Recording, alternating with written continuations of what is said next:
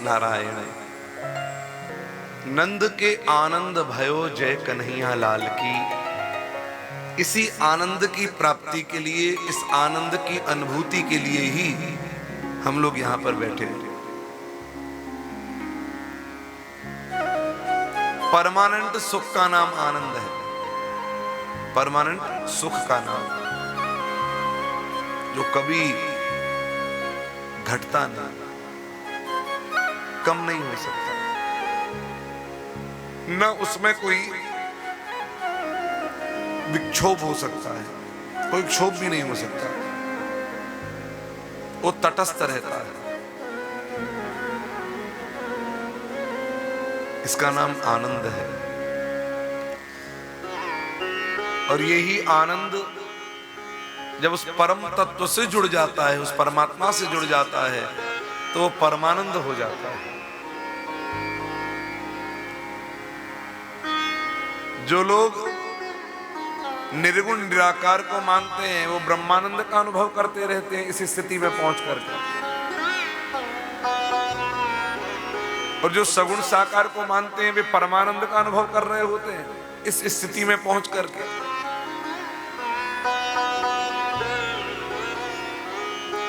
क्योंकि आनंद तो हमारा स्वरूप है, हमारा स्वरूप है आनंद। हम लोग तो आत्मरूप है ना, शरीर तो नहीं है। हम मकान में है, हम मकान है कि मकान में रहने वाले हैं? हम मकान में रहने वाले हैं, मकान हम नहीं है। ऐसे ही हम शरीर में रहने वाले हैं, शरीर हम नहीं है। और जो हम रहने वाले हैं ना, यही आत्मा है और यही आनंद स्वरूप है।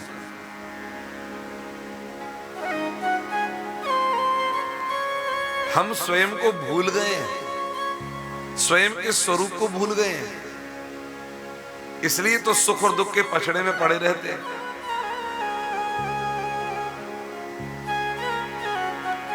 आज सुबह से टेलीविजन चल रहा है, न्यूज चैनल, कईयों का सुख कईयों का दुख घट बढ़ रहा है।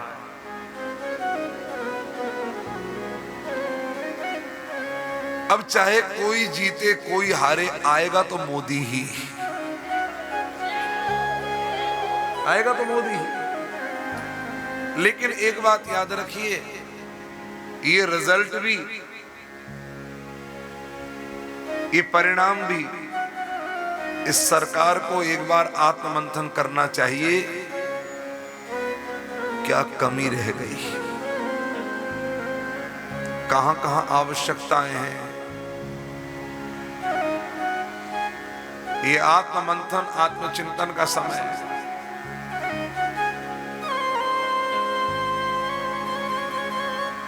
हिंदू विघटित है, याद रखना, हिंदू बटा हुआ है।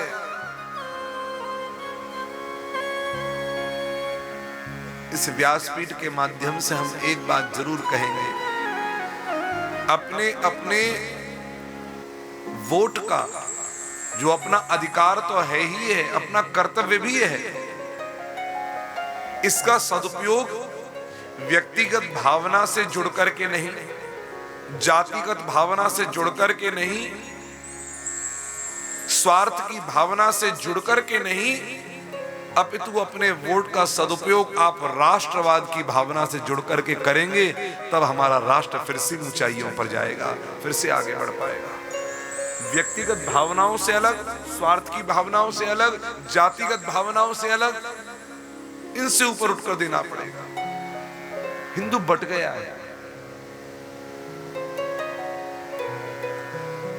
और दूसरे जो हैं कट्टरपंथी या अन्य, वे सबके सब एकजुट हो जाते हैं। सीखने को तो महाराज छोटे से बालक से भी सीखने को मिल जाए तो सीखना चाहिए। उस कौम से हमको एकजुटता सीखनी चाहिए।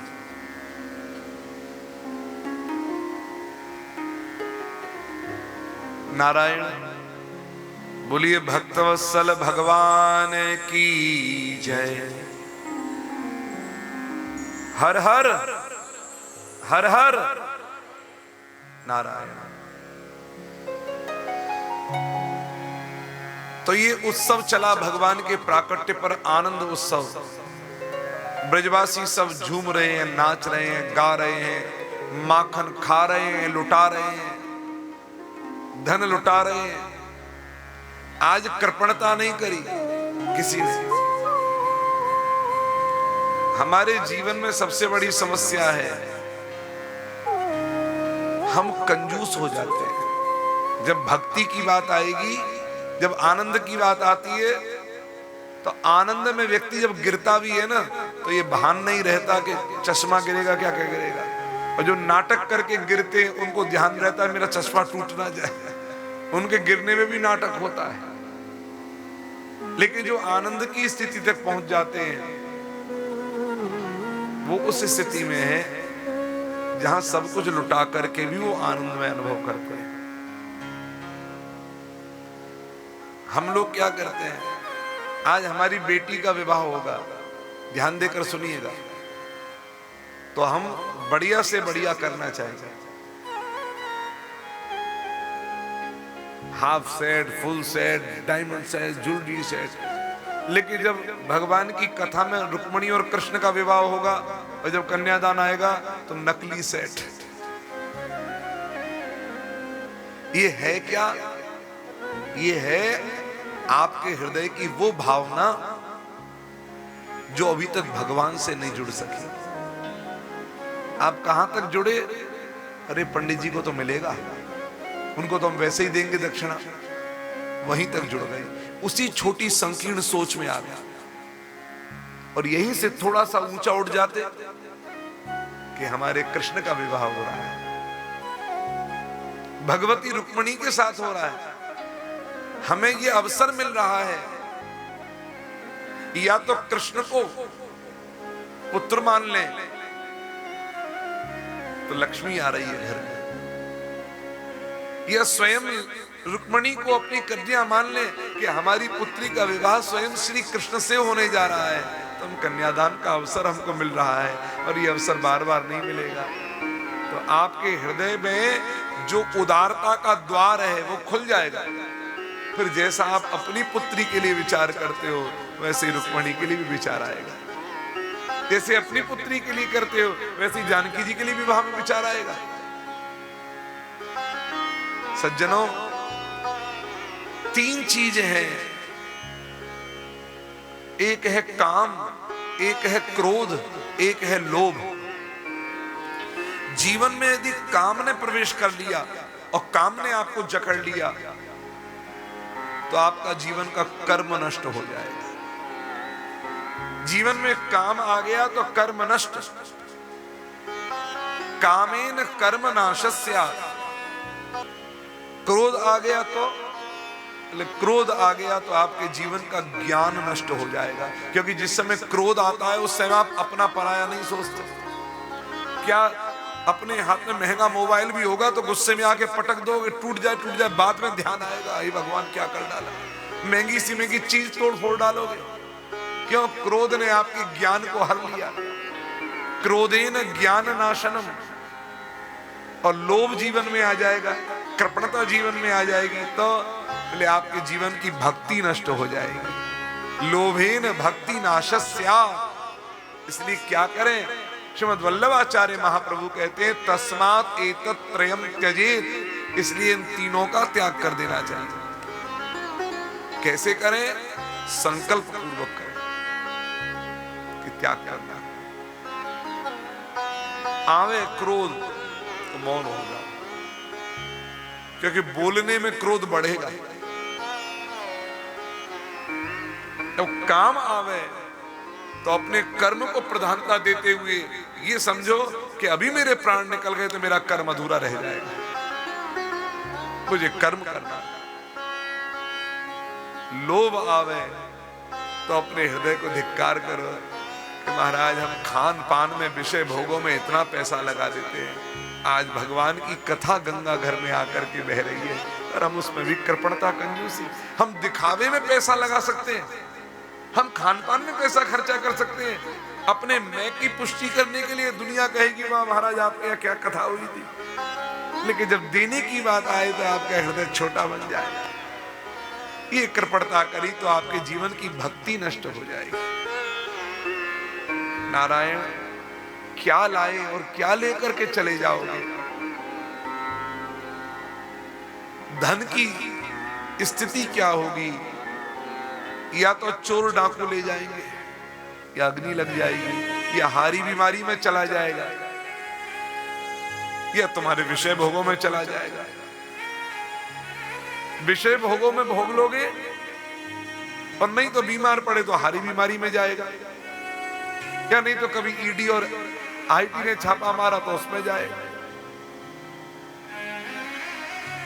अपने जीवन में इन तीन चीजों को जीतना। कई बार क्या होता है, भागवत में एक प्रसंग आता है, स्वदत्तां परदत्तां वा ब्रह्म वृत्तिं हरेच्चयः षष्टि वर्ष सहस्राणि विष्टायां जायते क्रमिः। अपना दान देता है, स्वदत्तां।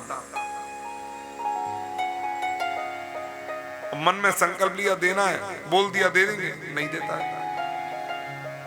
संकल्प लेकर नहीं देता। परदत्तां वा, कोई दूसरा दे रहा हो तो हाथ पकड़ लेता है, अरे इतना मत दो, इतना दो। परदत्तां वा, हम 10 दे रहे, तुम भी 10 ही दो। अब वो 100 भी देने वाला होगा तो उससे कृपणता करवा देंगे। परदत्तां और ब्रह्म वृत्तिं हरेच्चयः। आज ब्राह्मण ने अपना धन कभी आपको दिया कि बाबूजी इसको रखिएगा, कभी हमें आवश्यकता होगी तो ले लेंगे। आवश्यकता पड़ने में ब्राह्मण आवे और कहे आपसे कि महाराज वो मैंने आपको रुपए दिए थे। बोले कौन से रुपए? बोले आपको दिए थे ना 10 साल पहले। और कब दिए थे? कहां दिए थे? ब्राह्मण की वृत्ति का हरण कर लिया। स्वदत्तां परदत्तां वा ब्रह्म वृत्तिं हरेच्चयः। ऐसा जो करता है वो 60,000 वर्ष तक मलमूत्र में कीड़ा बनता है और उसे खाने को भी केवल मलमूत्र ही मिलता है। सज्जनों, आज नंद बाबा के यहां पर जो उत्सव हो रहा है, खूब लुटा रहे हैं। और कैसा लुटा रहे हैं? याचक सब ही अयाचक कीन्हे। जितने मांगने वाले हैं आज न मांगने वाले हो गए। आज सबके सब याचक भी दाता हो गए। याचक दाता कैसे होते हैं?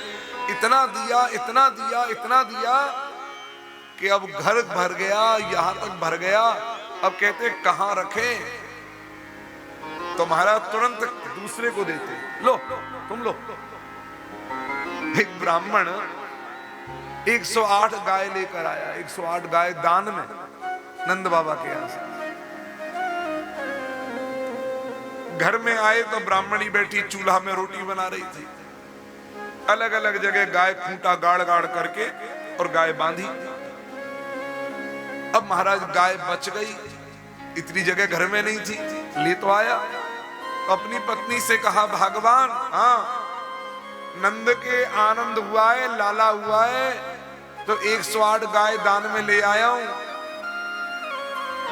पूरे घर में सब जगह बांध दी, गाय फिर भी बची, कहां खूंटा गाड़ू। अब निकल करके पंडितानी जब आई तो देखा कोई जगह छोड़ी नहीं महाराज जो निकल के भी चली जा सके। पंडितानी बोली कितनी गाय लाए? बोले 108 गाय। कहां खूंटा गाड़ू?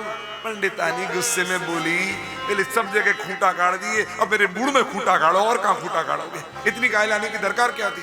पंडित जी बोले, पंडितानी आग बबूला है रही। बोले अरे पंडितानी अपने घर के लिए थोड़ी लाया। बोले फिर तेरे पीहर के लिए लाया था। बोले तो फिर 108 क्यों लाए, 200 क्यों नहीं लेकर आए? पीहर के लिए आवे तो महाराज मरे। इतना लिया कि खूब देवे, लेने वाला लेता तो है लेकिन रखता नहीं है। जे पावा राखा नहीं ताहू, जिसने पाया उसने रखा नहीं, दे दिया। कहां तक रखे, कहां तक रखे, आगे बढ़ाया।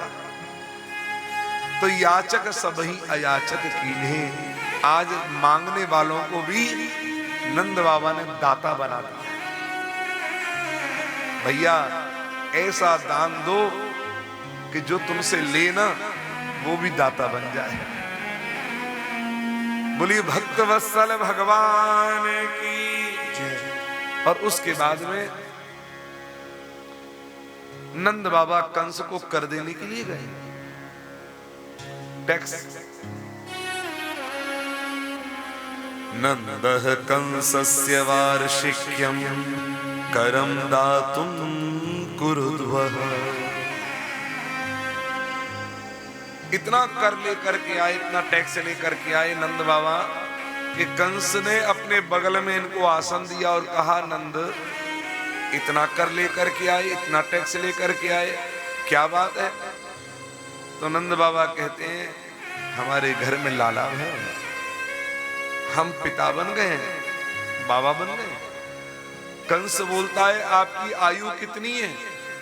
नंद बाबा ने कही 90 साल हमें है, जसोदा 75 साल है। कंस ने कही, बाप रे बाप, 90 साल 75 साल में तो तुम मैया बाप बने हो, बुढ़ापे में लाला भय हो। हमें ऐसी लग रही है जैसे पहाड़न पे दूब उग आई है, घास उग आई है। विधाता कृपा करे तुम्हारा लालो बड़ो होवे, चिरजीवी होवे और बड़े होकर के अपने शत्रुन को संहार करे। ये नंद जाने ही नहीं कि आशीर्वाद दे कौन को रहे। ये कृष्ण तत्व वो है, शत्रु भी जिसकी प्रशंसा करता है, वो कृष्ण तत्व है। साधवो यम प्रशंसन्ति पंडिता, शूराश्च यम प्रशंसन्ति स पार्थ पुरुषोत्तम। कृष्ण तत्व वो है, शत्रु भी जिसकी प्रशंसा करता है। सज्जनों, जब रावण का पुत्र मेघनाद मर गया,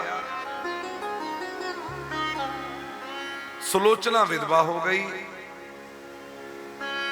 रावण की सभा में सुलोचना आती है, बाल बिखरे हुए हैं। कहती है, महाराज मेरे पति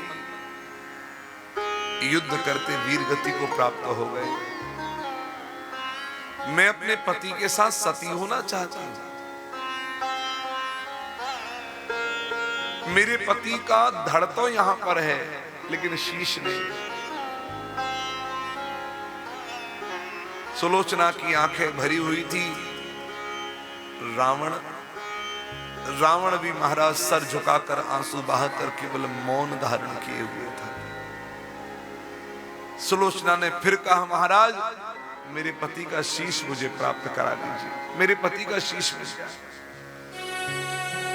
धैर्य धारण करके रावण ने कहा, पुत्री तू एक काम कर, शीश तो यहां नहीं है, लेकिन तू राम के पास चली जा और राम के पास जाकर के मेरे वीर पुत्र तेरे वीर पति का शीश मांग करके राम से ले आ। मंत्री ने कहा, महाराज शत्रु के पास में अपने पुत्र वधू को भेजते हुए आपका विवेक हर लिया है आप परमात्मा ने, विधाता ने।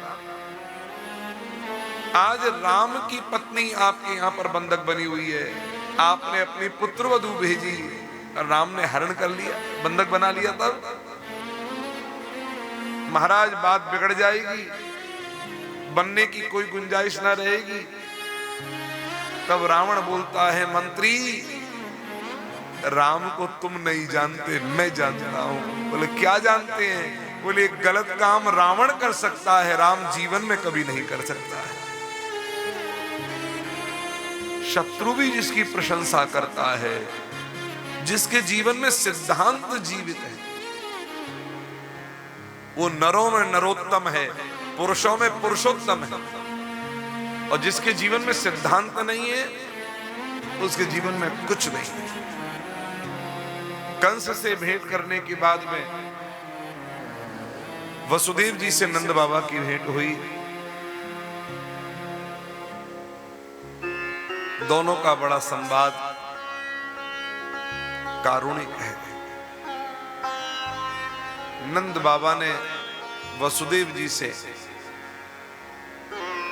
अपने दुख को प्रकट करते हुए कहा कि आपके बच्चे कंस ने मारे, हम रक्षा न कर सके। हे वसुदेव, भाग्य बहुत बलवान है, प्रारब्ध बहुत बलवान है। परमात्मा ने मनुष्य को सब कुछ दिया, नवीन कर्म करने की क्षमता दी, अवसर दिए, सत्संग होने पर विवेक दिया, सब कुछ दे दिया, लेकिन 6 चीज परमात्मा ने अपने हाथ में रख ली।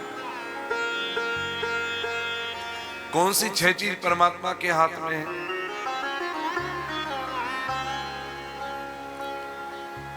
हानि लाभ, जीवन मरण, यश अपयश विधि हाथ। हानि लाभ ये अपने हाथ में नहीं। आज के इलेक्शन के रिजल्ट से आपने देखा होगा, परिश्रम सबने किया है, अपने अपने स्तर पर सबने किया है, पैसा भी व्यय हुआ है, खर्च हुआ है, क्योंकि सत्ता में इस समय जो प्रधानमंत्री हैं वे स्वयं अपनी पार्टी के प्रचारक बनकर के भी गए। जितना प्रचार कर सकते थे उन्होंने किया, जितना प्रचार विपक्ष कर सकता था उसने किया, लेकिन जो हानि और लाभ आज हमें देखने को मिला है ये तो इनके हाथ में नहीं था। इनके हाथ में तो केवल कर्म था, केवल कर्म। अब कौन जिए और कौन मरे, किसको यश प्राप्त हो और किसको अपयश मिले। आज तो विपक्ष इतना हावी हुआ कि कहता है प्रधानमंत्री से इस्तीफा दो, इस्तीफा दो, किसको यश और किसको अपयश मिले। ये 6 चीज तो मनुष्यों के हाथ में नहीं है, ये परमात्मा के हाथ में। हानि लाभ, जीवन मरण, यश अपयश विधि हाथ। नूनम यदृष्ट निष्ठोयम अदृष्ट परमो जनः, अदृष्टमात्मनस्तत्वं यो वेद न समुह्यति। इसलिए केवल कर्म करिए, केवल कर्म ईमानदारी से करिए, धर्म पूर्वक करिए। आज नहीं तो कल उसका फल मिलेगा, मिलेगा जरूर।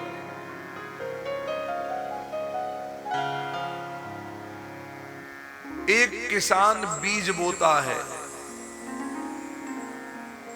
कोई बीज 3 महीना में आपको, कोई 6 महीना में, तो कोई साल भर में उसका फल देगा। अर्थात सभी बीज एक निश्चित समय सीमा में आपको फल नहीं देंगे, सबके फल देने का भी अपना अपना समय होगा। इसलिए तो संत वाणी है भैया, माली सींचे 100 घड़ा, ऋतु आए फल हो।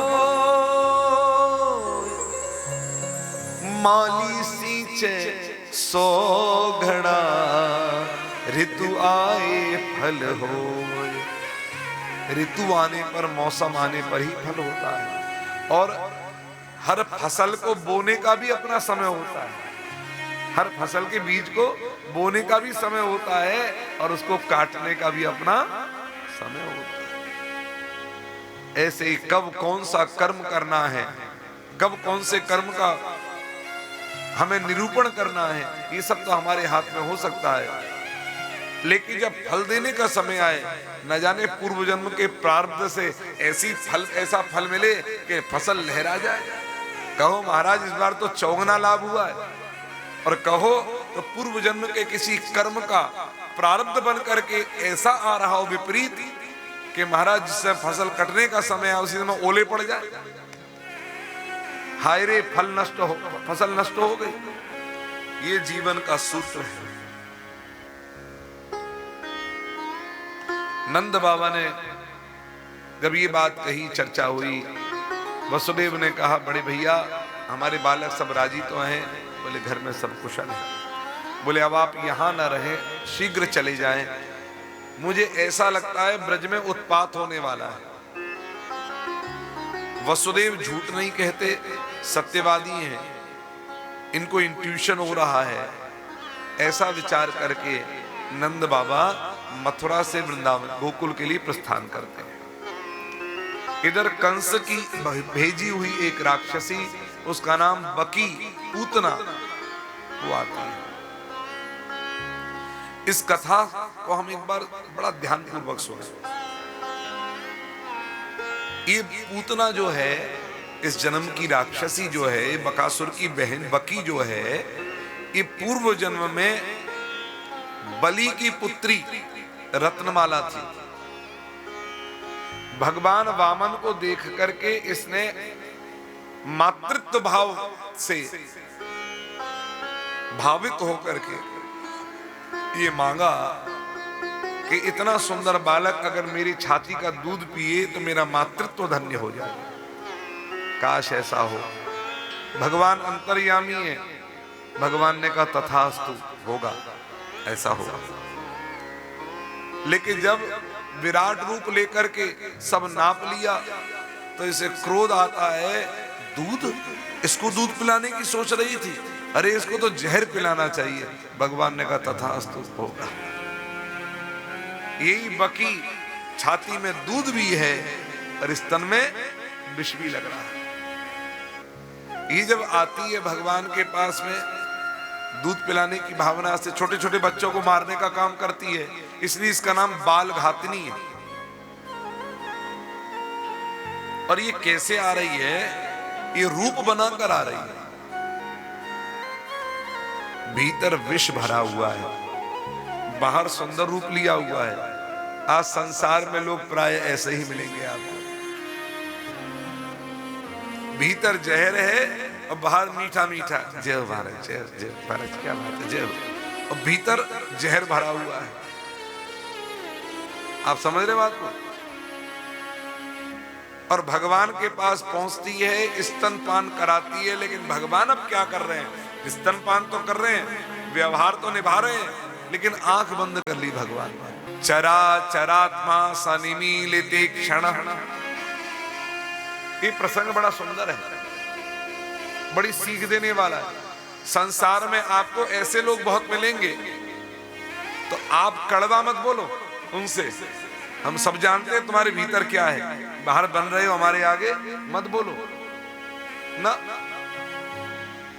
वो तुम्हारे आगे मीठा बनकर आए, तुम भी मीठा बन के बात कर लो। क्या दिक्कत है? व्यवहार निभाने में कोई दिक्कत नहीं, लेकिन नेत्र बंद करके ध्यान करने का भाव, अपने जीवन में सावधान बने रहना।